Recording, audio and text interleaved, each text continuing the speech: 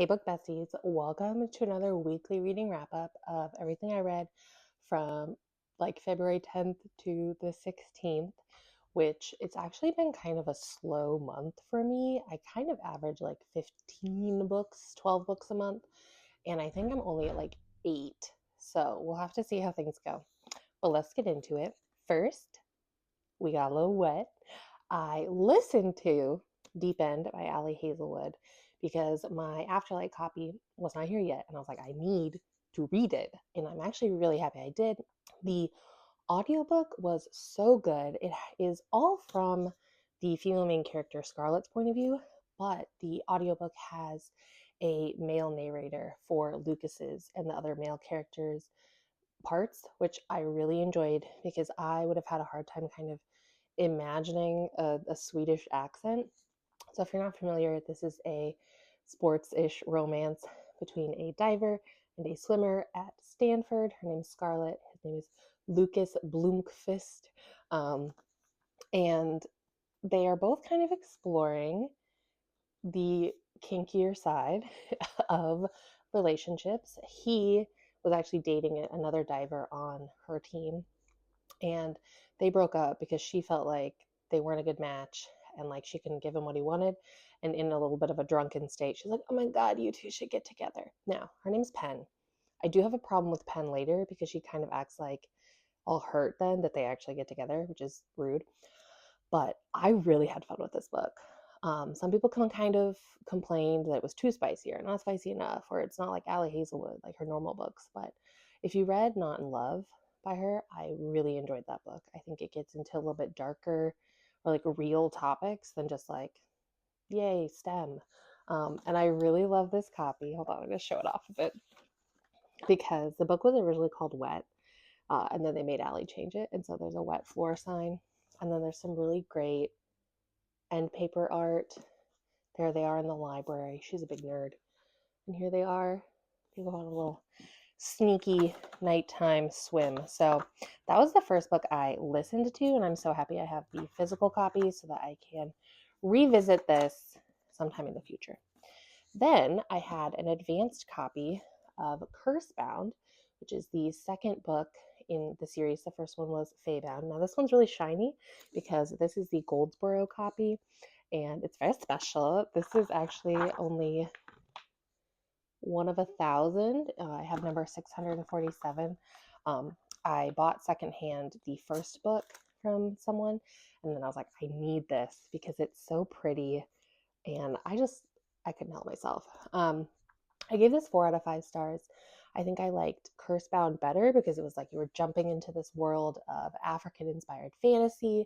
There are like animal sidekick things, there's elves, there's fae, there's magic, there's romance, there's two sisters, Lettel and Yiren.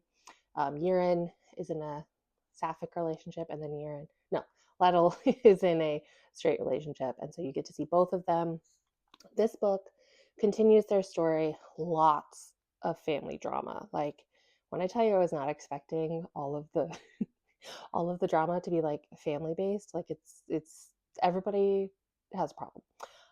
And they add another POV. I won't tell you who because it's kind of a spoiler, but I thought it was interesting to add another one, although I missed just getting to see Urine and Lettel the whole time. But I'm excited to see the next part. It definitely felt like a middle book where like we're kind of resolving some things, but like setting up a lot more for whatever comes next. So that's Cursebound. And then I listened to a book that was recommended to me called Fire, Magic, and Ice Cream. And this was so fun. I listened to it. It was really short, only like 6 hours. So I listened to it like in one day. And this is a story, it's like a cozy, like magical romance, I guess maybe paranormal, where there are some people in the world who are elementals. So like fire, ice, water powers. And our main character, Quinn, is a fire elemental.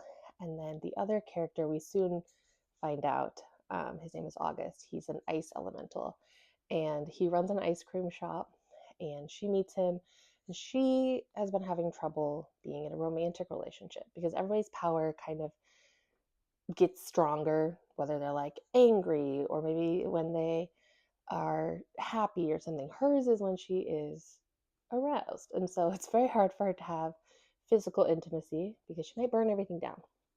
So, as you might guess, it's a good thing for, oh my God, excuse you, uh, for her to be with a guy who has ice powers. And the plot and the conflict is all very low stakes, cozy. So I definitely recommend if you need something just kind of fun.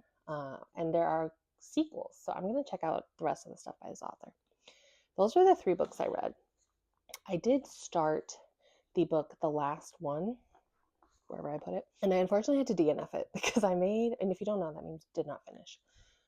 I made it 3 chapters, and I was kind of not really feeling it. It jumps very in media res, like the character wakes up not knowing where she is. She like has lost her memory, and it was very confusing, but not interesting enough for me to want to read and figure out the answers. So I think I'm gonna not finish that. I did get it from the library, so I don't feel like I need to finish it. Like I don't have it on my shelf, and I want to make sure I like it.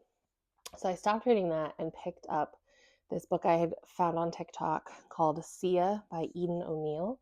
And it is a mafia romance that she says is kind of Anastasia inspired. Like not a retelling or anything, but Anastasia inspired. I'm trying to get my cat under.